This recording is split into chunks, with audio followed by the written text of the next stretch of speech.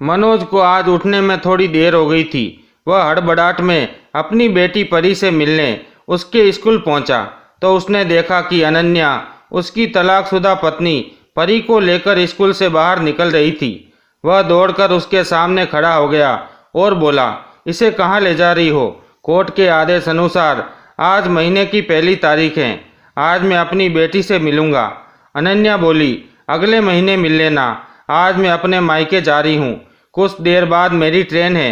मनोज ने परी का हाथ पकड़ लिया और बोला, तुम ऐसा नहीं कर सकती। जब तुम्हें पता है कि आज मेरी बेटी से मिलने की तारीख है तो तुमने आज की ही टिकट क्यों बनवाई? हर समय तुम अपनी मनमानी करती हो। गुस्से में अनन्या ने अपने तलाकशुदा पति को धक्का देते हुए कहा, छोड़ो मेरी बेटी का हाथ, मुझे देर हो रही है, मेरी ट्रेन निकल जाएगी। धक्का लगने से मनोज के हाथ से परी का हाथ छूट गया और वह जमीन पर गिर पड़ा।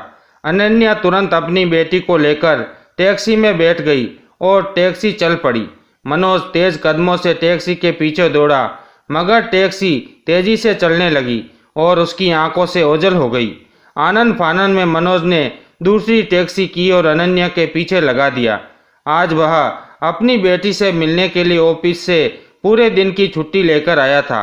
उसने सोचा था कि बेटी को बोर्डिंग स्कूल से बाहर लाएगा, फिर उसके साथ कुछ घंटे बिताएगा, उसे मॉल ले जाकर उसके पसंद के खिलौने दिलवाएगा। इसमें इस बेचारी का क्या कसूर? मगर अनन्या ने उसके सारे अरमानों पर पानी फेर दिया। दोनों के तलाक को 1 साल हुआ था। 7 वर्षीय परी की कस्टडी अनन्या को मिली थी, मगर परी की पढ़ाई का सारा खर्चा मनोज उठा रहा था। पढ़ाई में ज़्यादा से ज़्यादा खर्च लगे, इसके लिए अनन्या ने परी को महंगे बोर्डिंग स्कूल में डाल दिया था। बोर्डिंग स्कूल में डालने का मनोज ने काफ़ी विरोध किया था, मगर उसकी एक ना चली। अनन्या तलाक के बाद भी उसे चैन नहीं लेने दे रही थी। आज तो उसने हद ही कर दी थी। लंबे इंतजार के बाद वह बिटिया से मिलने आया था, मगर उससे मिलने नहीं दिया गया। वह बेटी के लिए उसका मनपसंद पिज्जा, बर्गर, चॉकलेट, कपड़े और बारबी डॉल खरीद कर लाया था। 1 महीने से बेटी को देखने का इंतजार कर रहा था। अब बेटी से ना मिल पाने का दर्द उसकी आंखों को भिगो रहा था। वह टैक्सी से उसका पीछा करते हुए सोच रहा था, मैं कोर्ट में याचिका दायर करूंगा। बाप हूँ उसका, कैसे मिलने नहीं देती मुझे। कस्टडी मिलती तो मेरी बेटी मज़े से मेरे घर में रहती, उसे दादी चाचा का प्यार मिलता। उस खड़ूस औरत ने उसे बोर्डिंग स्कूल में डाल दिया है। बेटी पर उसे जरा भी दया नहीं आई। जब वह स्टेशन पर पहुंचा तो देखा कि अनन्या बेटी का हाथ पकड़कर ट्रेन में चढ़ रही थी। वह भी उसके पीछे पीछे ट्रेन में चढ़ा। जनरल डिब्बा था जिसमें ज़्यादा भीड़ नहीं थी। वह अपनी बेटी परी के पास जाकर बैठ गया। जब अनन्या ने मनोज को देखा तो बुरा सा मुंह बनाते हुए बोली, तुम यहाँ भी मेरे पीछे आ गए? मनोज बोले, तुम्हारे पीछे कौन आया है? मैं तो यहाँ अपनी बेटी के लिए आया हूँ। कहते हुए उसने परी को पुचकारते हुए अपनी गोद में बैठा लिया। परी पापा पापा कहते हुए उससे लिपट गई। बेटी के सिर पर हाथ फेरते समय मनोज की आंखों में आंसू आ गए। फिर वह बेटी को बर्गर खिलाने लगा। ट्रेन धीरे धीरे चलने लगी। अनन्या सोच रही थी कि अब वह ट्रेन से नीचे उतर जाएगा, मगर मनोज तो बेटी से दूर जाने के लिए तैयार ही नहीं था। अनन्या बोली, पूरे रास्ते मेरा खून पीने का इरादा है क्या? उतर क्यों नहीं जाते? मनोज बोला, 4 घंटे बेटी के साथ सफ़र में बिताऊंगा। अनन्या का सुबह से सिर दुख रहा था। वह बेहद चिड़चिड़ी हो गई थी। गुस्से में बोली, मैं नहीं चाहती कि तुम्हारा मनहूस चेहरा पूरे रास्ते देखना पड़े। अगले स्टेशन पर उतर जाना। अगले स्टेशन के बाद मैं तुम्हें परी को छूने भी नहीं दूंगी। मनोज कुछ नहीं बोला। वह शिकायत भरी नज़रों से उसे देखता रहा। जब दोनों की नज़रें मिली तो मनोज ने दूसरी तरफ मुंह घुमा लिया। मनोज ने महसूस किया कि वह 1 साल में ही बहुत बदल गई है। अब पहले जैसी चेहरे पर चमक नहीं रही थी। वह बहुत ज़्यादा दुबली भी हो गई। दोनों ने 9 साल साथ गुजारे थे। वह सोचने लगा, कितने हसीन दिन थे। ये मुझे कितना प्यार करती थी। थोड़ा सा लेट हो जाता तो कितनी चिंता करती थी। घर आते ही शुरू हो जाती थी, कितना अधिकार जमाती थी। और आज पास बैठा हूँ तब भी उसकी आंखों में चुप्पी है। उधर अनन्या का सिर बहुत तेज दर्द कर रहा था। 2 बार पेन किलर टेबलेट ले चुकी थी, मगर दर्द कम नहीं हो रहा था। ऊपर से मनोज ने उसका मूड और भी ज़्यादा खराब कर दिया था। बेटी से ना मिलने देकर वह मनोज को सजा देना चाहती थी, मगर वह तो उसके पीछे चला आया था। ये बात उसके सिर दर्द को और बढ़ा रही थी। तलाक के समय अनन्या ने उससे क्षतिपूर्ति और निर्वाह भत्ता के रूप में 1 पैसा भी नहीं लिया था। अब वह खुद कमा रही थी। तलाक होते ही उसने एक प्राइवेट कंपनी में नौकरी ज्वाइन कर ली। मनोज जो भी मेंटेनेंस दे रहा था वह बेटी की पढ़ाई के लिए ही दे रहा था। वह उसे दिखाना चाहती थी कि वह खुद भी कमा सकती है। सिर दर्द कम नहीं हुआ तो अनन्या ने अपने सिर को दुपट्टे से कसकर बांध दिया। मनोज ने गौर से उसकी तरफ देखा। वह सोचने लगा, ये सिर पर दुपट्टा लपेट रही है, जरूर इसका सिर दर्द कर रहा होगा। मैं जानता हूँ इसका दर्द दवा से ठीक नहीं होगा। इसे मेरे हाथों से सिर में मालिश करवाने की लत लगी हुई थी। जब दर्द बढ़ता होगा तब इसे मेरी याद तो जरूर आती होगी। उधर अनन्या भी सोच रही थी, ये शख्स कभी मेरे सिर दर्द की दवा था और आज खुद मेरा सिर दर्द बन चुका है। थोड़ी सी टेंशन होते ही अनन्या का सिर दर्द करने लगता था। वह माथे को पकड़े ट्रेन की खिड़की से बाहर टुकुर टुकुर मनोज को देख रही थी। अचानक मनोज ने बेटी को दूसरी तरफ बैठाया और खुद अनन्या के करीब बैठ गया।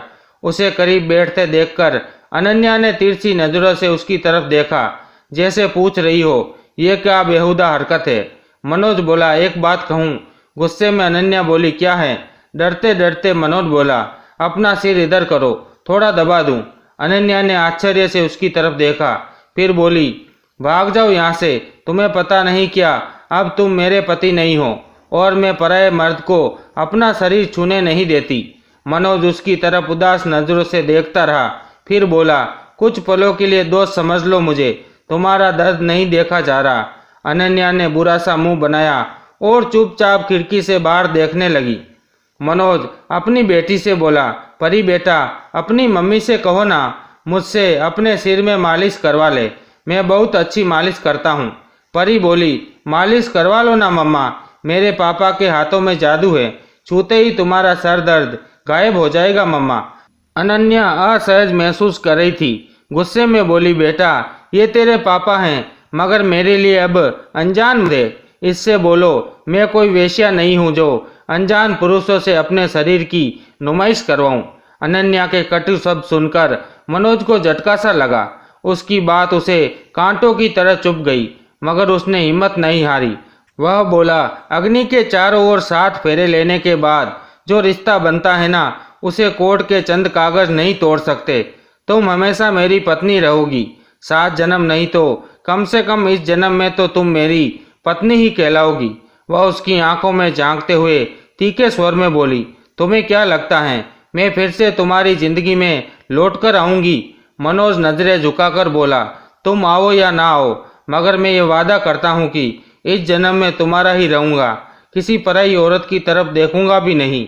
मनोज के ये सब सुनकर अनन्या के दिल में खलबली सी मच गई, मगर उसने अपनी आंखों से ये जाहिर नहीं होने दिया। बाहर से वह फिर तीखे शब्दों से उस पर प्रहार करती हुई बोली, अपने डायलॉग अपनी जेब में रखो, जब पास थी तब तो तुम्हें मेरी जरा भी कदर नहीं थी। उस समय तो तुम्हें माँ बाप और भाई भाभी ज़्यादा अच्छे लगते थे। वह उदास होकर बोला, अपने दिल पर हाथ रखकर सोचना, क्या मैं सचमुच गलत था। क्या एक पुरुष को अपने परिवार के प्रति कोई दायित्व नहीं होते। अनन्या बोली, ये नैतिकता और दायित्व की बातें मुझसे मत करो। एक औरत को अपना मर्द पूरा का पूरा चाहिए, टुकड़े में बटा हुआ मर्द उसे पसंद नहीं आता। वह एक वकील की तरह अपनी दलील उसके सामने रखते हुए बोला, पुरुष टुकड़ों में तब बढ़ता है जब वह दूसरी औरत के पास जाने लगता है। परिवार के सदस्यों के लिए सोचने वाला मर्द बटा हुआ नहीं, जुड़ा हुआ कहलाता है। अनन्या खड़ी होकर से दूसरी तरफ बैठ गई। अब फिर से दोनों के बीच बेटी आ गई थी। दूरी बनाने के बाद वह बोली, तुम्हारी इन्हीं दलीलों के कारण मुझे तुमसे चिढ़ थी। तुम मेरे कभी नहीं हो सकते, इसलिए मैंने तुम्हें छोड़ दिया। पर मेरी गलती कहाँ है अनन्या? उस समय भी तुम गलत थी और आज भी तुम गलत हो। जरा ठंडे दिमाग से सोचो। उस दिन जब मैं सुबह सुबह अपनी माँ के पास गया और बोला, माँ ये लीजिए, इस महीने की तनख्वाह मिल गई है। रात को जब मैं आया आप सो रही थी। हाँ बेटा, कल कमजोरी से नींद आ गई थी, कहते हुए मीरा देवी ने पैसे लिफाफे से निकालकर गिनने लगी। और सुनो माँ, अगले महीने मेरा प्रमोशन होने वाला है, मनोज ने प्रसन्नता से कहा। तो मीरा देवी की आंखों में खुशी की चमक दौड़ गई। आज अगर तेरे पापा होते तो कितना खुश होते। हाँ माँ, अब मैं मंदिर जाकर गरीबों को खाना बांटूंगी। भगवान तुझे खूब तरक्की दे। तूने अपने भाई और बहन की जिम्मेदारी बहुत अच्छे से निभाई है। ठीक है माँ, मुझे ऑफिस के लिए देर हो रही है, मैं नाश्ता कर लेता हूँ, मनोज ने अपनी माँ से कहा। तो मीरा देवी बोली, बहू अनन्या, जरा नाश्ता टेबल पर लगा दे। लाई माँ जी। अनन्या किचन से 2 आलू के पराठे दही के साथ मनोज को परोस देती हैं और कहती है, सुनिए, मेरे मायके में मेरी छोटी बहन की शादी है तो मुझे कुछ शॉपिंग करनी है, 5,000 रुपये चाहिए। पर अनन्या, माँ तो बता रही थी कि कल तुमने 3,000 रुपये लिए थे। और कितने पैसे चाहिए? अगर चाहिए तो अगले महीने ले लेना, वैसे भी शादी में अभी समय है, मैं पैसे अभी नहीं दे पाऊंगा। उसी समय मीरा देवी के कदमों की आहट ने अनन्या चुप हो गई। मीरा देवी बोली, मनोज, तुझे बताना भूल गई, मैंने कल 5,000 रुपये की शॉपिंग की है।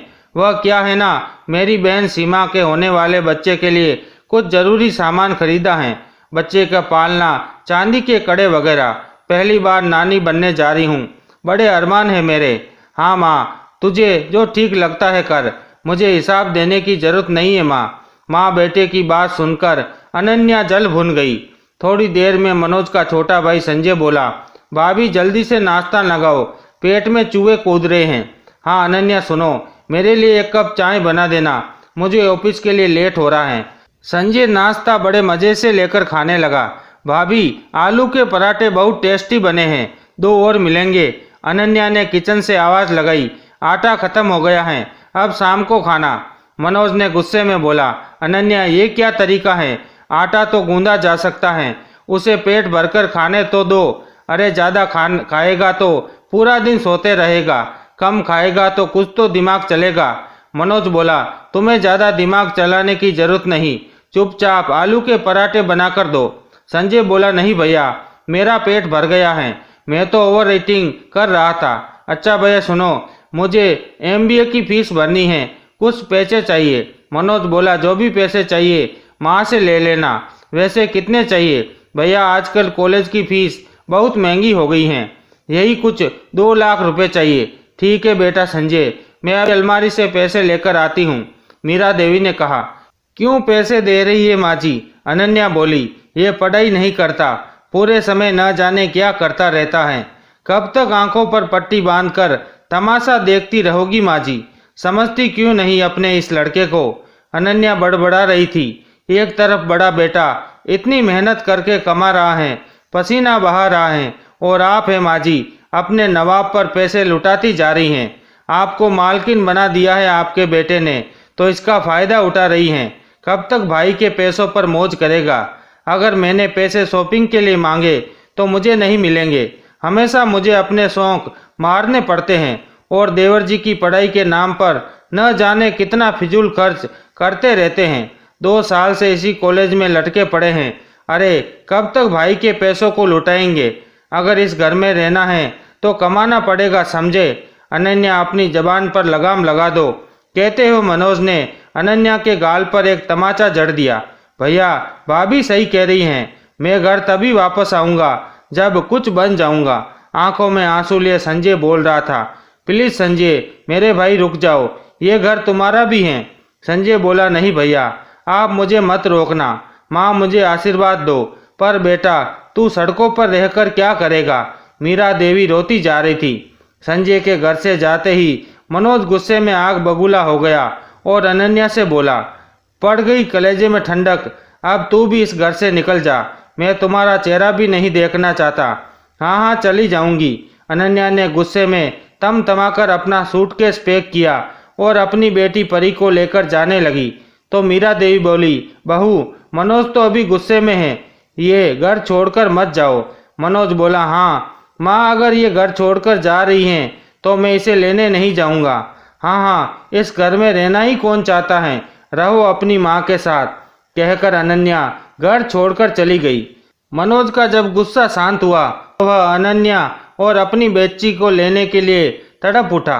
वह उसे मनाने के लिए कई बार उसके घर के चक्कर काटता रहा, पर अनन्या ने उसे वापस ना आने का फैसला सुनाया।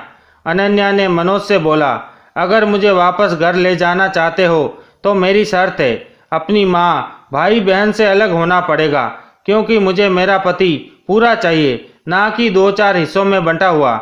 मनोज को उसकी शर्त मंजूर नहीं थी। वह घर वापस आया और कुछ ही दिनों बाद अनन्या ने तलाक के कागजात उसके घर भिजवा दिए।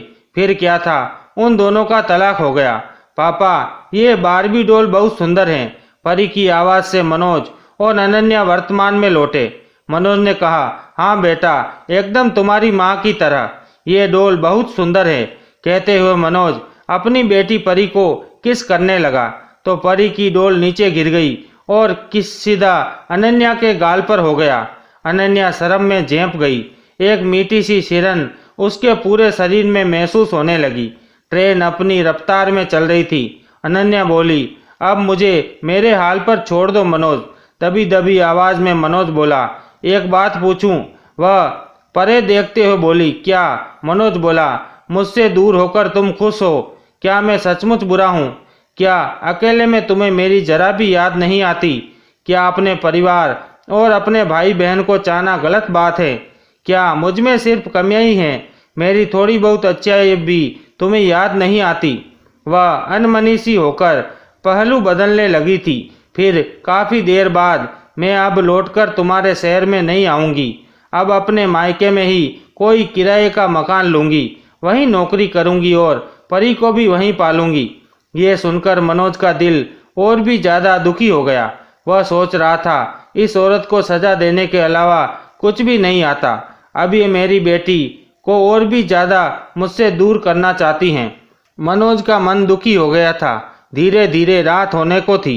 वह खिन्न मन से उठा और सामने वाली खाली सीट पर बैठता हुआ बोला, अगले स्टेशन पर उतर जाऊंगा। अब तुझे और परेशान नहीं करूंगा।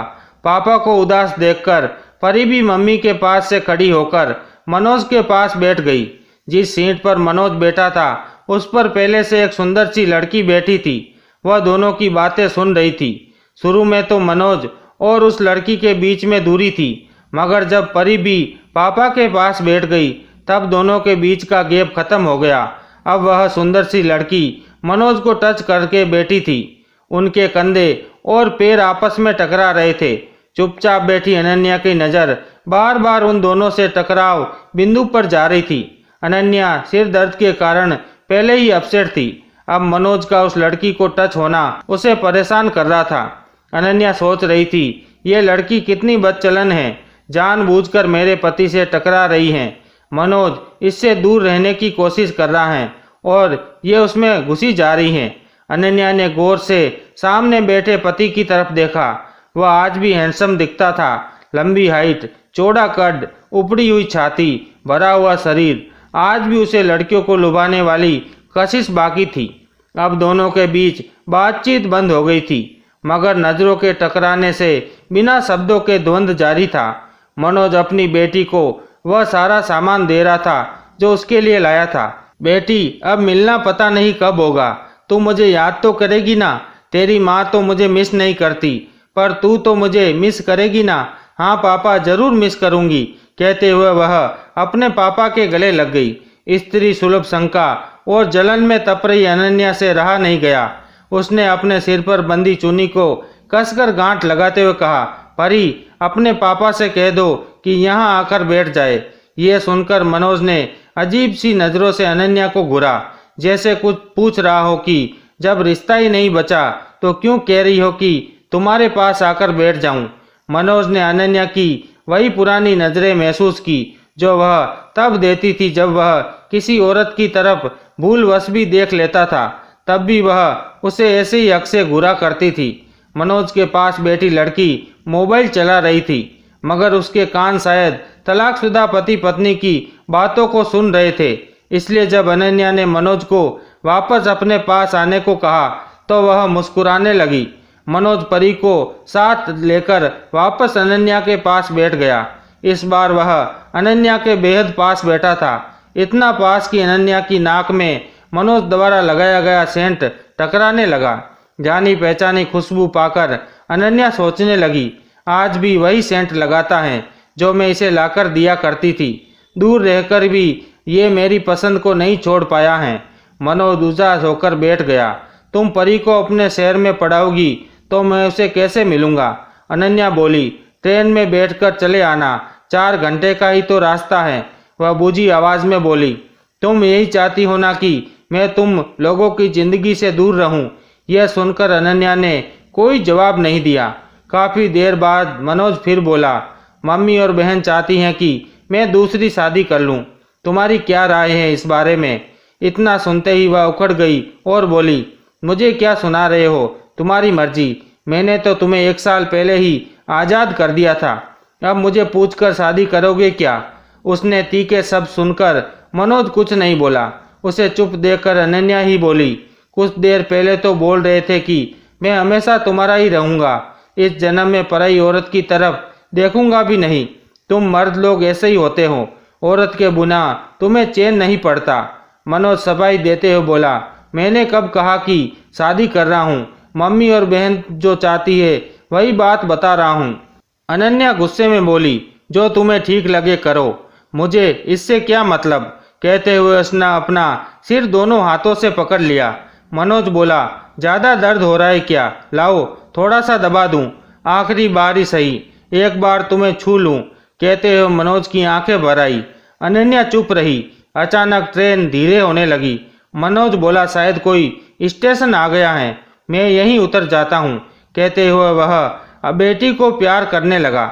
मैं जाता हूँ बिटिया, अगले महीने फिर तुमसे मिलने आऊँगा।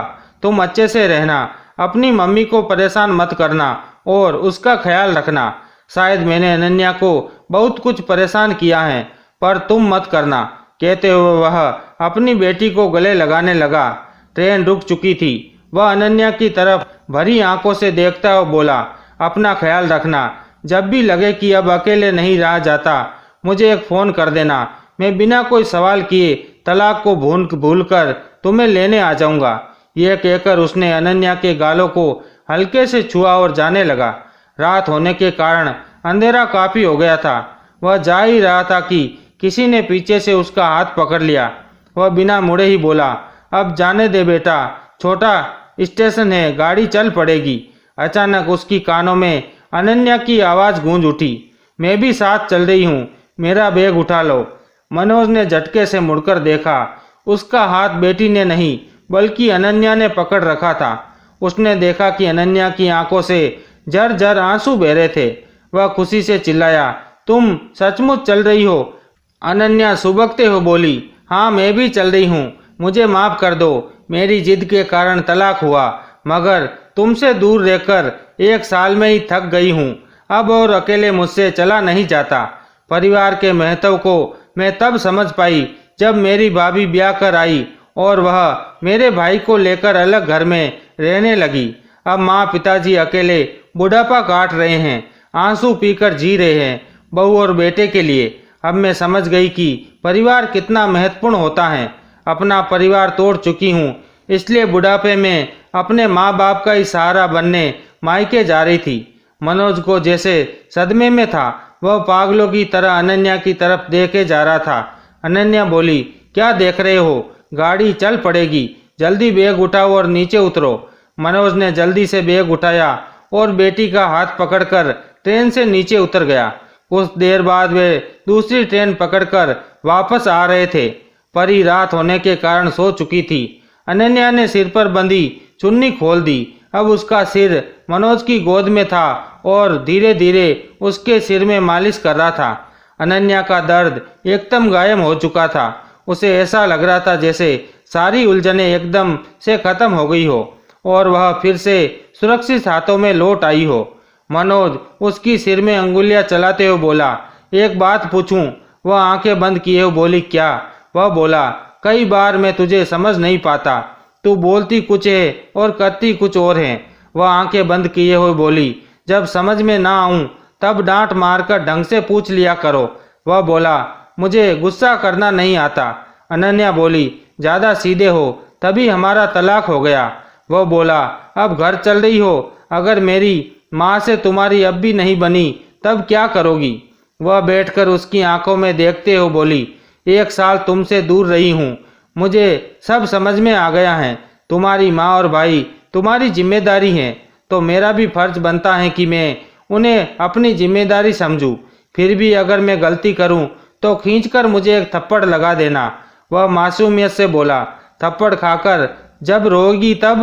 वह भरी आंखों से बोली, जब रोऊं तब कसकर सीने से लगा लेना, मैं सारा दर्द, सारे गिले शिकवे भूल जाऊंगी। उसी पल मनोज ने प्यार से अपनी पत्नी को बाहों में भर लिया। ये क्या कर रहे हो जी, छोड़िए, घर चलकर। ससुराल पहुंचते ही अनन्या ने अपना घूंघट कर लिया और दरवाजे की घंटी बजाई। जब राधा देवी ने दरवाजा खोला तो सामने औरत को देखकर चिल्लाने लगी, ये तू किसे ले आया? मनोज बोला, माँ, बहू को लाया हूँ, देखो तो सही कौन है। अनन्या ने जैसे ही घूंघट ऊपर उठाया, सामने बहू को खड़ा देखकर वह खुशी से रो पड़ी। तू वापस आ गई बहू, देख तेरे बिना घर कितना सूना था। अब छोड़कर मत जाना हमें और हमारे परिवार को। मनोज को भी तेरी जरूरत है। माँ जी, मुझसे बहुत बड़ी गलती हो गई, हो सके तो मुझे माफ़ कर दीजिएगा। आप सबसे दूर रहकर मुझे परिवार की अहमियत समझ आई। दोस्तों, शादी करने का ये मतलब नहीं होता कि पति सिर्फ पत्नी के आगे पीछे घूमे। उसके परिवार के अन्य सदस्यों के प्रति भी बहुत जिम्मेदारियां होती हैं। इसलिए कभी कभी अपने प्यार भरे रिश्ते को ख़त्म ना करें। आशा करते हैं कि आपको हमारी कहानी पसंद आई होगी और चैनल को लाइक, शेयर और सब्सक्राइब जरूर करें। कहानी सुनने के लिए आप सभी का दिल से धन्यवाद। Thanks for watching. और कमेंट में ज़रूर बताएं कि मनोज अपनी जगह सही था या गलत।